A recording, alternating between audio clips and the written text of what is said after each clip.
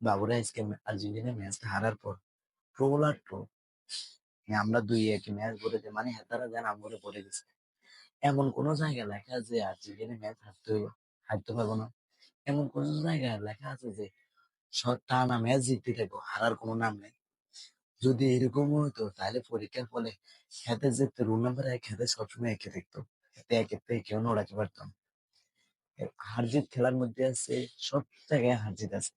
আজকে ফেরু বললো কি আপনার যারা পুরা ফুল ম্যাচের ভিডিও দেখবেন তারা বলবেন যে আর্জেন্টিনার কিরকম, আর্জেন্টিনার কাছে কত পার্সেন্ট বল ছিল, তো কয়টা শুট খেয়েছে। আর্জেন্টিনা আজকে হারে হারে টের পাচ্ছে যে ডি মারিয়া না থাকার কারণে। দেখছে 17 নাম্বার জার্সিটা নামাইছে, একবার ফালতু একটা খেলা খেলছে। দেখবেন যে সে দুইটা প্লেয়ারের সাথে বলটা কাটাতে, আর ফিরুল যে ডিফেন্ড, অসাধারণ ডিফেন্ড, মানে বল নিয়ে ঢুকতে দেন আর্জেন্টিনার মতন দলকে।